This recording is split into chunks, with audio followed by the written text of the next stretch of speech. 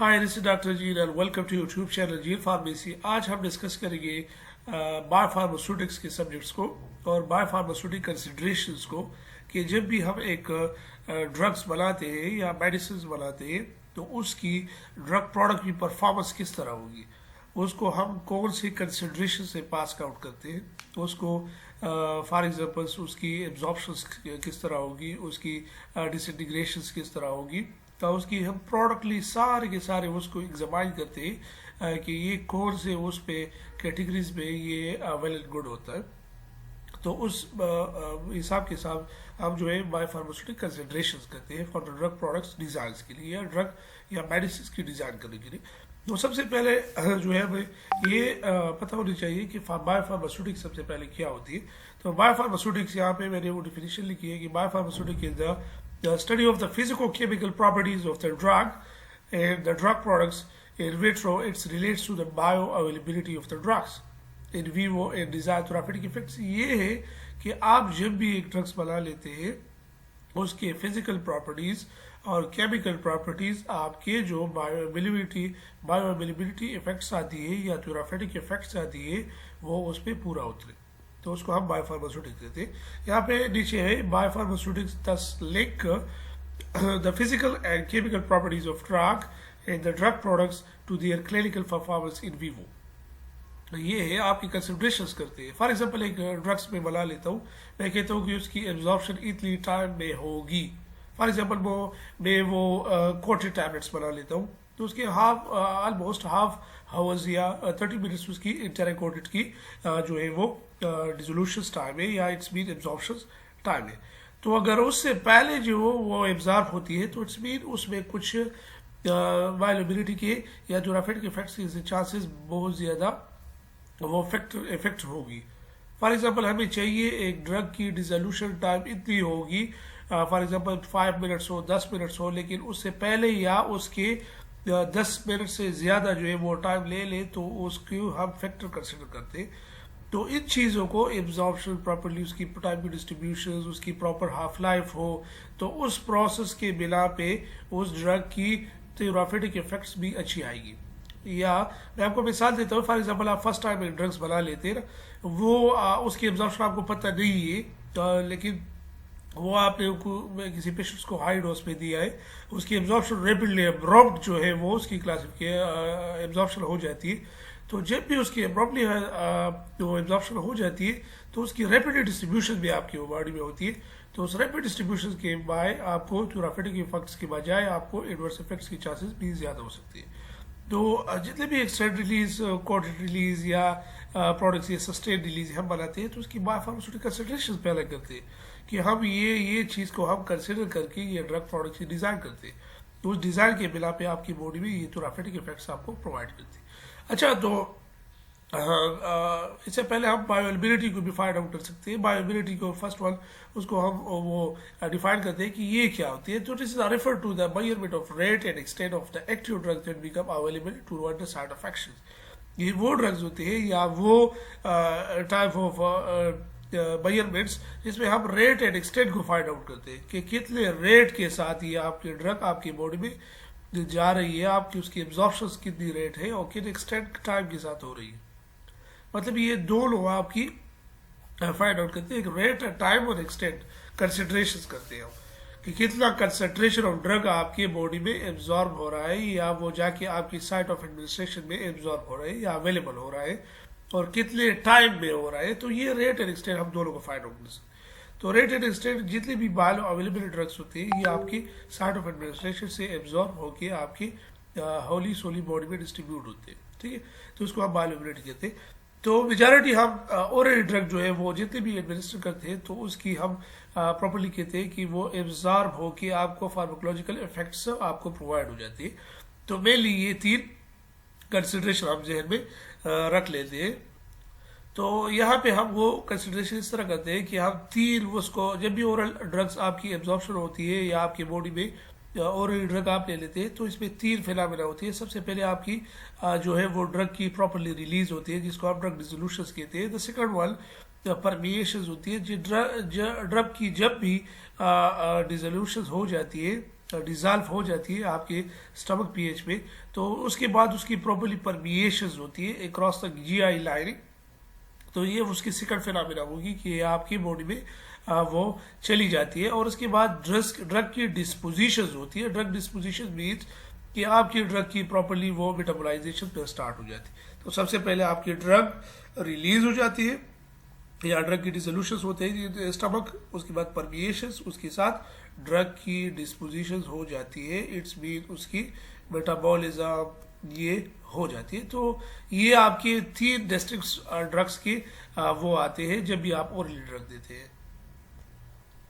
तो एडिशनली ये भी हो सकता है कि जब आपकी 3 फिनोमेना ड्रग की डिसोल्यूशन, परमिएशन एंड डिस्पोजिशन हो जाती है, तो डिस्पोजिशन मीन आपकी ड्रग जो है बायो अवेलेबल हो जाते हैं आपकी बॉडी में, अवेलेबिलिटी उसकी हो जाती है, उसकी मेटाबोलाइजेशन प्रॉपर्ली स्टार्ट हो जाता है। तो ये भी है कि अगर फॉर एग्जाम्पल आप एक ड्रग्स दे रहे हैं और उसकी 50% अगर मेटाबोलाइजेशन हो जाती है, तो 50% जो ड्रग फ्री होती है आपकी बॉडी में वो जाके आपके रिसेप्टर्स के साथ बाइंड होगी, वो आपको थेराप्यूटिक इफेक्ट्स देते हैं। लेकिन ये भी आप एक जहन में रख लें, अगर एक ड्रग की मेटाबोलाइजेशन जल्दी होती है, क्विक होती है, इट्स मीन आपकी ड्रग की मेटाबोलाइजेशन बहुत ज़्यादा और जल्दी क्विक हो जाती है, तो इट्स मीन्स कि आपकी ड्रग्स की इफेक्ट्स वो अच्छी नहीं आएगी। दूसरी बात मैं आपको ये भी कहता हूँ कि जब भी एक ड्रग की डिस्पोजिशन, इट्स मीन मेटाबॉलिज्म कम होती है, तो वो ड्रग आपकी बॉडी में अवेलेबिलिटी उसकी ज़्यादा टाइम के लिए होती है, तो उससे आपकी बॉडी में टॉक्सिसिटी हो सकती है। तो आप जहन में ये भी रख ले कि जब भी हम एक ड्रग देते हैं, अगर सपोज उस पेशेंट्स को लीवर प्रॉब्लम आ रही है, तो लीवर में उसकी मेटाबोलाइजेशन प्रॉपर नहीं हो रही है, तो अगर उसमें पेशेंट में कि लीवर सिरोसिस है या कोई लीवर डिजीज है, हेपेटाइटिस है, कोई अदर डिजीज है, हेपेटोटॉक्सिसिटी हुई है, तो उस पेशेंट में आप डोज को कम कर दे। क्योंकि अगर वो फॉर एग्जांपल अगर आप 50 मिलीग्राम दे रहे हैं और अगर नॉर्मल पेशेंट्स में, और वही 50 मिलीग्राम अगर आप पैथोलॉजी पेशेंट्स को दे दें, मतलब इसको डिजीज़ है, कोई डिजीज़ है उसकी बॉडी में, तो आप उसे दे देते हैं, तो उसकी प्रॉपर्ली वो जो एंजाइम्स है वो नहीं बनते। जब वो एंजाइम नहीं बनते तो आपकी ड्रग की मेटाबोलाइजेशन प्रॉपर नहीं होती। तो जब ड्रग की मेटाबॉलिज्म नहीं होती तो उसकी थेराप्यूटिक इफेक्ट्स बहुत कम आएंगे और उसके एडवर्स इफेक्ट ज़्यादा आपकी बॉडी में आएंगे। तो एडिशनली ड्रग डिस्पोजिशन में अगर in the systemic circulation reduce the concentration of drug available to the target tissue, मैंने आपको कहा भी कि जब भी आप ड्रग की डिस्पोजिशन हो जाती है, ड्रग की मेटाबॉलिज्म हो जाती है, तो आपकी ड्रग जो फ्री ड्रग्स है वो कम से कम अवेलेबल होते हैं टारगेट टिश्यूज में, तो उसकी थेराप्यूटिक रिस्पॉन्स कम आते हैं। अच्छा, तो however because the systemic circulations blood circulation ultimately deliver therapeutic active drugs to the tissues and drug side of actions और चेंज इज ओवरऑल अवेलेबिलिटी। तो ये भी हो सकता है कि अगर आपकी ड्रग ब्लड की सर्कुलेशन होती है आपकी बॉडी में, तो उसकी थेराप्यूटिकली बायोएबिलिटी भी चेंजेस हो सकती है और उसकी थेराप्यूटिक या टॉक्सिसिटी रिस्पॉन्स भी फार्माकोडॉर्मिकली आ जाती है। जिस तरह मैंने आपको पहले भी कहा कि जब भी एक ड्रग आपके साथ बॉडी में फ्री अवेलेबिलिटी उसकी ज़्यादा होती है, तो उसकी टॉक्सिसिटी ज़्यादा हो जाती है, उसकी हाफ लाइफ भी ज़्यादा हो जाती है। तो अगर उसकी मेटाबॉलिज्म ज़्यादा है तो उसकी टॉक्सिसिटी कम के चांसेस भी कम हो सकते हैं। लेकिन ये ड्रग की उसकी थेराप्यूटिक इफेक्ट्स भी कम होते हैं, क्योंकि आपकी बॉडी में जल्दी वो एब्जॉर्ब होके, जल्दी वो डिजॉल्व होके, जल्दी वो फिर परमिएट होके, जल्दी वो जाके ब्लड सर्कुलेशन करा देते हैं। उसके बाद मेटाबॉलिज्म भी जल्दी हो जाती है और आपकी बॉडी में एक्सक्रीट होते हैं। लाइक मैं आपको एग्जाम्पल्स देता हूँ। Thiopental, one of the drug which is the anaesthesia, वो 20 मिनट्स में आप जब ले लेते हैं तो उसकी 20 मिनट्स हाफ लाइफ है। वो 20 मिनट्स में आपकी वो जो माइनर सर्जरीज होते हैं, जितने भी फिंगर वगैरह की जो नेल वगैरह निकालते हैं, तो उसके लिए हम माइनर वो देते हैं। तो ये बहुत ज़्यादा छोटी वो है, तो इससे आप क्विकली अगर एनेस्थेटिक आप प्रोवाइड करते हैं तो वो चीज़ें आपको और इससे क्विकली भी रिस्पॉन्स या अनकॉन्शियस रिस्पॉन्स जल्दी आ जाती है। तो ये आपके कुछ ऐसे ड्रग्स होते हैं जिसकी थेराप्यूटिक इफेक्ट्स और ये चीज़ बहुत ज़्यादा क्विकली अचीव हो जाती है। अच्छा, similar to the systemic bioavailability, local drug bioavailability is strongly influenced by pharmacochemical properties. जितने भी आप ये लोकली ड्रग देते हैं, ओरल ड्रग्स देते हैं, तो वो लोग ड्रग्स जाके उसकी प्रॉपर्ली उसकी फिजिकल केमिकल प्रॉपर्टीज होती है। फिजिकल प्रॉपर्टीज, उसकी ड्रग की साइज, डिज़ाइन, स्टेबिलिटी, ये केमिकल स्टेबिलिटीज, ये प्रोडक्ट्स उसमें आ जाती है। तो इसमें आप ये भी अपने जहन में चीज़ें रख के आपको ड्रग की प्रॉपर्ली डिज़ाइनिंग करते हैं। Like rate and extent of release of drug products permeations, ये चीज़ें आप अपने सेट में रख लेंगी कि ये ड्रग की उसकी प्रॉपर्ली इस टाइम पे या इस टाइम पे उसकी physico chemical properties. Physico chemical properties तो ऑलरेडी आपको पता होगा कि ड्रग्स की जो फिजिकल प्रॉपर्टीज है उसको फिजिकल प्रॉपर्टीज के जो केमिकल प्रॉपर्टीज, इसमें स्टेबिलिटी, उसकी रेट ऑफ इंस्टेंट एब्जॉर्प्शन, ये चीज़ें वो उसमें आते हैं उसके केमिकल प्रॉपर्टीज। तो जितने भी ये हम ड्रग्स देते हैं ओरली, तो उसमें फिजिकल केमिकल प्रॉपर्टीज एक दूसरे से वो वेरिएट कर देते हैं। अच्छा, रेट लिमिटिंग स्टेप्स क्या होती है आपकी? सबसे पहले जो आप ड्रग्स लेते हैं तो उसके कुछ रेट लिमिटिंग स्टेप्स होते हैं ड्रग्स के, जिसे हम जो कि हम यहाँ पे ये भी कह सकते हैं रेट बी मीन्स कि आपकी ड्रग की रिलीज, फिर उसकी एब्जॉर्प्शन, फिर उसके बाद डिस्ट्रीब्यूशन, उसकी मेटाबॉलिज्म, उसकी एलिमिनेशन। तो सबसे पहले जो ड्रग की स्टेप्स आते हैं रेट लिमिटिंग स्टेप्स, अगर आपकी रेट लिमिटिंग स्टेप्स कमज़ोर है तो आपकी ड्रग की एब्जॉर्प्शन भी ऑटोमेटिकली कमज़ोर हो जाती है। तो ये भी आप अब जहन में कंसिडर कर ले बायोफार्मास्यूटिकल ड्रग डिज़ाइनिंग में। तो ये हो सकती है जब भी आप एक ड्रग लेते हैं तो उसकी सिस्टमिक एब्जॉर्प्शंस, अगर drug absorption from the drug products consist of succession of the rate process. इसका मतलब ये है कि जब भी आप एक ड्रग देते हैं किसी पेशेंट्स को ओरली, तो जब भी वो ड्रग आपकी सिस्टमिकली में चला जाता है तो ये आपकी एक सक्सेशन रेट है। मतलब ये है कि आपकी रेट लिमिटिंग स्टेप अच्छी है तो उस अच्छी के बिना पे आपकी ड्रग एब्जॉर्ब हो रही है। यहाँ पे कुछ एग्जांपल्स है। फॉर सॉलिड ओरल ड्रग के लिए हम immediate release drug products design करते हैं। फॉर एग्जांपल इमीजिएट ड्रग हमारे पास टैबलेट्स, कैप्सूल्स, ये हमारे पास सॉलिड फॉर्म में आते हैं, तो ये भी आप ओरली ले सकते हैं। For rate process include disintegration of the drug products, तो ये सबसे पहले आपकी जो रेट लिमिटिंग स्टेप्स है उसकी पहले आपकी ड्रग्स की प्रॉपरली डिसइंटीग्रेशन होनी चाहिए, यानी टैबलेट्स और कैप्सूल्स की डिसइंटीग्रेशन होनी चाहिए। उसके बाद उसकी डिसोल्यूशन होनी चाहिए in the aqueous environments of the stomach. पहले वो डिसइंटीग्रेट होगा, उसके बाद वो स्टमक में डिजॉल्व होगा, उसके बाद जो है वो एब्जॉर्ब होगा।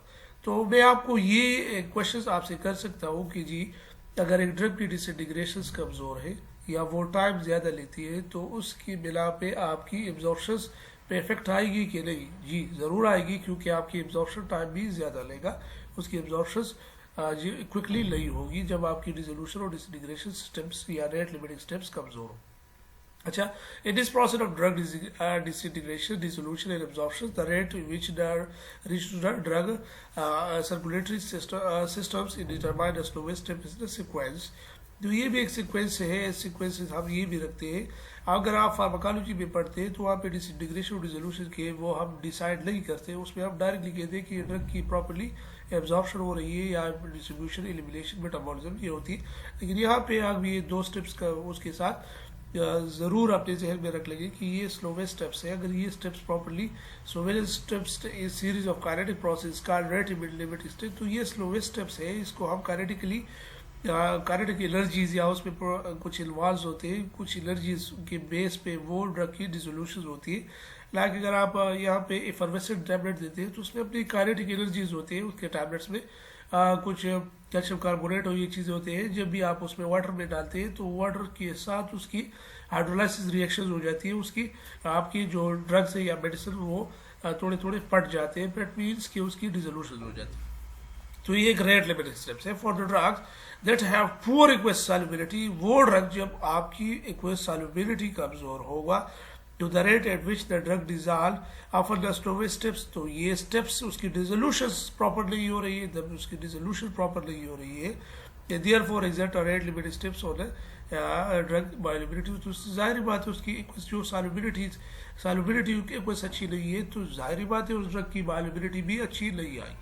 In contrast for the drug high aqueous solubility, blood resolutions जो है rapid होगी at the rate at which the drug crosses permeate across the slowest rate limiting steps। तो ये भी हो सकती है अगर एक ड्रग की डिसोल्यूशन अच्छी है तो उसकी बायोलिबिलिटी भी आपकी डायरेक्टली प्रोपोर्शनल है, तो उसकी बायोलिबिलिटी भी अच्छी हो जाती है क्योंकि उसकी प्रॉपरली एब्जॉर्प्शन हो रही है।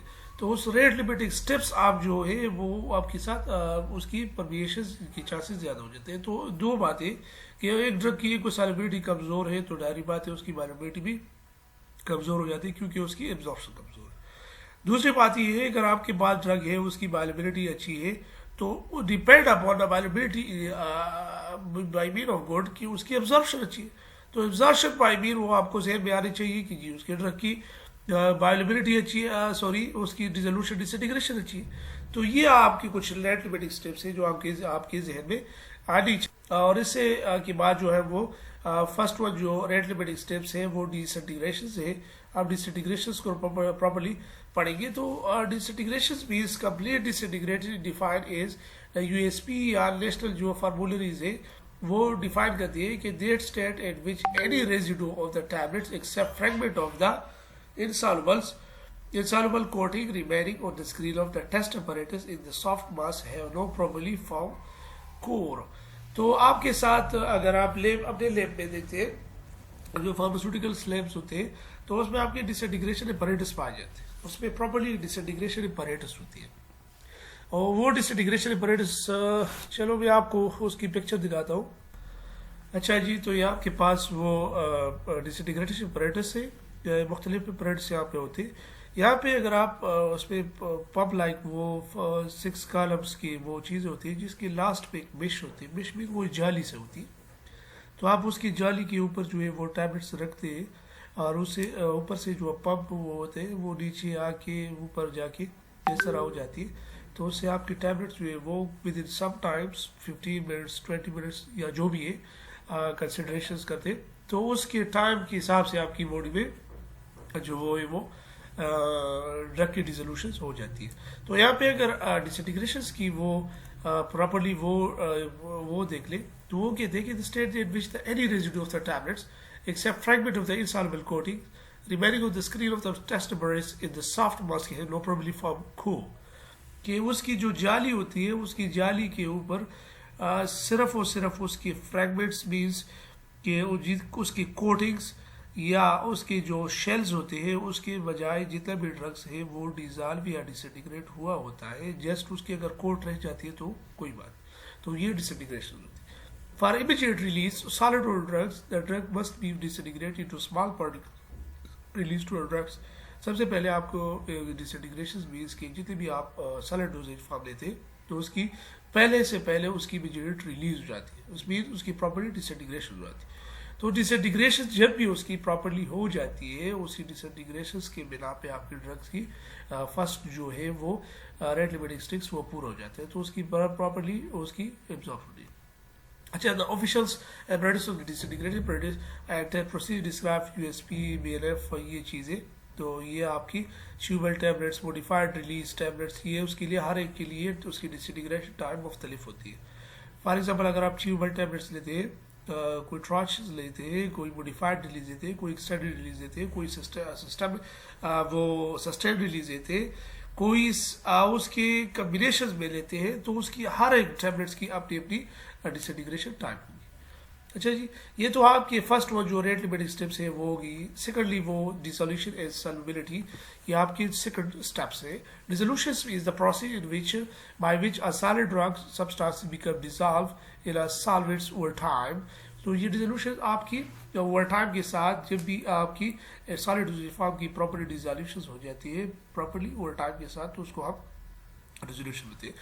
Stability, solubility is the mass of solutes they dissolve in the specific mass of the volume of the solvents in given temperature। एक खास temperatures पे यानी normal temperatures पे ड्रग्स की आपकी डिसोल्यूशन हो जाती है इन एक्वस मीडियम में, उसको आप डिसोल्यूशन बोलते हैं। यहाँ पे एग्जांपल्स कुछ है कि 1 gram of NaCl sodium chloride अगर आप डिजॉल्व करते हैं 2.8 ईच 86 ml ऑफ वाटर पे 25 डिग्री सेंटीग्रेड, तो ये आपकी उसको डिसोल्यूशन बोलते हैं। या solubility is definition with equilibrium properties where dissolution is dynamic properties। अगर आपकी जो solubilities होती है वो equilibrium properties होती है, और सेकेंडली जो हम डिसोल्यूशन कंसिडर करते हैं डिसोल्यूशन डायनामिकली हम एग्जामाइन करते हैं वो अपने जहन में रख लेते हैं। जैसे dissolution dynamic properties. Biological dissolution is aqueous के मीडियम्स में आपके पास जो एक्वस मीडियम में उसकी डिसोल्यूशन होती है the rate at which with poor aqueous solubilities वो ड्रग जिसकी एक्वस सॉल्युबिलिटीज पुअर होती है। मैं आपको अगेन मैं बताता हूँ कि एक ड्रग्स की उसकी पुअर सॉल्युबिलिटी है तो उसकी पुअरली डिसइंटीग्रेशन होगी, उसकी पुअरली एब्जॉर्प्शन होगी, ऑटोमेटिकली उसकी अब बायोअवेलेबिलिटी भी कमज़ोर होती है। कम होती है। अगर एक ड्रग है उसकी इक्वसॉल्बिलिटी अच्छी है, बाई मीन ये है कि विद टाइम के साथ तो उसकी प्रॉपर्ली वो डिवाइजल हो जाती है, तो उसकी प्रॉपर्ली उसकी एब्जॉर्प्शन भी अच्छी होगी, ऑटोमेटिकली उसकी बायोबिलिटी भी अच्छी आएगी। अच्छा, यहाँ पे कुछ एक इक्वेशंस है जो कि नॉइवेटल इक्वेशंस होती है। वो कहते हैं कि जी according to their observation the steps in dissolution include the process of the drug dissolution at the surface of the solid particles, thus forming a saturated solutions around the particles.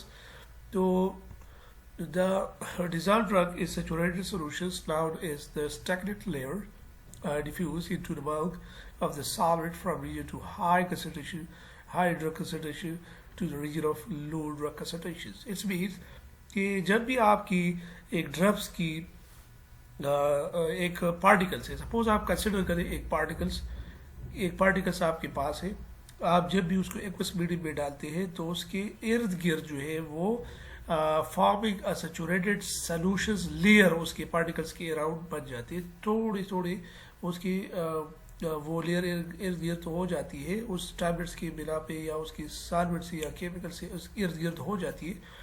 तो वो छोटे छोटे जो इर्द गिर्द हो जाती है उसकी सरफेस मीडियम्स को फिर ओवर इंट्रैप कर देते हैं। तो उसमें जितने भी ड्रग्स इनसाइड वो होती है टैबलेट्स में या जितनी भी कैप्सूल्स में, उस इर्द गिर्द अगर वाटर चली जाती है छोटे छोटे स्टिग्लेट्स वाटर में, तो उसकी जो इनसाइड ड्रग्स है वो रिलीज होना शुरू हो जाते हैं। तो इट्स मीन यहाँ पे लास्ट में हमने कहा कि reason of high drug concentration से वो ड्रग्स जो है वो लो कंसंट्रेशन की तरफ जा रही है। तो इसका मतलब ये है कि आपकी ड्रग कंसंट्रेशन टैबलेट्स के अंदर या कैप्सूल के अंदर ज़्यादा है, तो जब भी उसके साथ एक इर्द गिर्द या अराउंड पार्टिकल्स से सॉल्यूशंस वो या एक्वस मीडियम ज़्यादा होती है, तो उससे वो निकाल के लिए हायर कंसंट्रेशन से अब वो लो कंसंट्रेशन की टूवर्ड जा रही है। तो नॉइवेटल इक्वेशंस वो कहता है कि जी वेयर डी सी इक्वेशंस यहाँ पे है, मैंने नहीं लिखा, उसकी इक्वेशन में आपको सिंपली ये भी लिखता हूँ, a d c divide by d t, d c means divided by dt is the rate dissolution of steps at a time, d is the diffusion rate constant, a is the surface area. तो a is equal to dc divided by dt is cs minus c ये होती है। तो ये stagnant water आपको consideration करते हैं कि जी आपके नॉइवेटल इक्वेशंस कि जी जब भी आपकी पार्टिकल्स के इर्द गिर्द जब भी पानी जमा हो जाते हैं, तो पानी जमा हो जाती है या इक्वस मीडियम बाई मीन पानी नहीं, जो भी इक्वस मीडियम में उसके अंदर जमा हो जाते हैं, तो उसकी बिना पे आपकी ड्रग की रिलीज होती है from high concentration toward low concentration. कुछ फिजिको केमिकल प्रॉपर्टीज है जो आपके ध्यान में रख ले, pKa, pH, तो ये pKa और pH जो है ये आपकी केमिकल प्रॉपर्टीज है ड्रग की, तो ये आपकी ड्रग के लिए इंतहाई ज़रूरी है उसकी स्टेबिलिटी के लिए, उसकी सॉल्युबिलिटी के लिए। अच्छा, पार्टिकल साइज अगर आप यहाँ देखते हैं तो पार्टिकल साइज ये आपके फिजिकल प्रॉपर्टीज ऑफ ड्रग्स है। अगर एक ड्रग्स की physical properties particle size very fine है, बहुत ज़्यादा स्मॉल पार्टिकल साइज है, तो इसमें कि उसकी सरफेस एरिया ज़्यादा है, तो सरफेस एरिया ज़्यादा है ऑटोमेटिकली उसकी ड्रग की एब्जॉर्प्शन भी अच्छी होगी। ये इसके बाद पॉलीमॉर्फिज्म, अगर ड्रग की पॉलीमॉर फॉर्म बहुत ज़्यादा होती है तो एक पॉलीमॉर फॉर्म की हो सकता है उसकी एब्जॉर्प्शन अच्छी हो, दूसरी की अच्छी नहीं हो, तो ये भी कंसिडर आप जहन में रख लें। हाइग्रोस्कोपिसिटी मीन्स ये सब ऑफ द ड्रग्स उसकी हाइग्रोस्कोपी की डेंजरस होती है, वो जल्दी इंट्रैप करते हैं वाटर्स को, तो उसकी बिना पे उसकी मॉइस्चर एब्जॉर्प्शन ज़्यादा होती है, तो उसकी बायोबिलिटी भी ज़्यादा होती है। लेकिन इसकी ड्रग्स की ये साइड इफेक्ट्स भी है कि अगर नॉर्मली इन्वायरमेंट्स में बाहर अगर वो हाइग्रोस्कोपी के नेचर से है तो उसकी केमिकल स्टेबिलिटी ख़राब होती है। अच्छा, पार्टिशन कोफिशिएंट्स वो ड्रग जितनी भी उसकी हार्ड सॉल्युबिलिटी वाटर्स एंड मतलब 50% of water soluble 50% of the lipid soluble, तो ये पार्टिशन कोफिशिएंट्स है, तो ये the most well of drugs कि उसकी absorption high affinity of drugs है ये अच्छी होती है। अच्छा, एक्सीपिएंट इंट्रैक्शन, एक्सीपिएंट जितने भी आप ड्रग एक्टिव फार्मास्यूटिकल इंग्रेडिएंट्स के साथ एक्सीपिएंट आते हैं, अगर उसकी compatibility with the sub environments या आपके ड्रग्स के साथ और आपकी इक्विसॉल्युबिलिटी के साथ अच्छी है, तो उसकी ड्रग की एब्जॉर्प्शन भी अच्छी होगी, डिसोल्यूशन भी, डिसइंटीग्रेशन भी, एब्जॉर्प्शन भी, and all of the all इसकी मेटाबॉलिज्म ये सारे के सारे अच्छी होती है। अच्छा, pH stability profiles is the means again this consider is the chemical properties. अगर एक ड्रग्स की पीएच नॉर्मली है आपकी स्टमक की पीएच के बराबर है, तो उसकी वास्ट टाइम में उनकी डिग्रेडेशन या डिसइंटीग्रेशन वो प्रॉपर्ली हो जाती है आपकी बॉडी में, वो जाके ला पीएच एसिडिटी प्रोवाइड करती है, ला एसिडिटी प्रोवाइड करती है, तो उसके आपकी बॉडी में पे आपकी ड्रग्स की अच्छी वो होती है। अच्छा, impurity profile, some drugs which is कुछ इम्प्योरिटी, तो यही कंसिडरेशन हम करते हैं। कुछ इम्प्योरिटी प्रोफाइल मीन्स कि आपके ड्रग जितनी भी वो उसके साथ इम्प्योरिटीज़ प्रेजेंट होती है, तो अगर आपके साथ ये बॉडी के लिए सेहतमंद है, अच्छी सेफ्टी है, तो वेल गुड। अगर सेफ्टी नहीं है, उसमें कुछ ऐसे चेंजेस या चार्ज आ रहे हैं, तो वो अच्छी नहीं होती। तो ये भी एक कंसिडरेशन आप करते हैं। अच्छा, chirality is the most important problems over here. The presence of chirality may show the isomers have different pharmacodynamic activity. तो different isomers, different chirality atoms के हर एक उसमें 4 different functional groups होते हैं। हर एक कार्बन से एटम में एक कार्बन की 4 कार्बन, एक कार्बन के वो 4 वैलेंसीज होते हैं। 4 वैलेंसीज मीन्स 4 बॉन्ड बनाते हैं। तो हर एक बॉन्ड पे मुख्तलिफ फंक्शनल ग्रुप अटैच होते हैं। तो डिपेंड करते हैं कि कौन सी वो फार्माकोडायनामिक एक्टिविटीज़ आपको प्रोवाइड करती है एक्टिविटी। तो chirality डिपेंड करते हैं। This all about the pharmaceutical drug concentrations. इसके बाद हम जो है वो नेक्स्ट पढ़ेंगे फॉर्मुलेशंस, फैक्टर्स, कुछ ड्रग परफॉर्मेंस, कौन से फैक्टर्स जो है आपके ड्रग्स की परफॉर्मेंस को ख़राब करती है। तो आई होप ऑलरेडी आप लोगों को समझ आई हुई होगी। अगर किसी को कोई भी क्वेश्चन है तो kindly ask in the comment section, इंशाल्लाह विल बी रिस्पॉन्स हुआ है। ओके, थैंक यू, अल्लाह हाफिज़।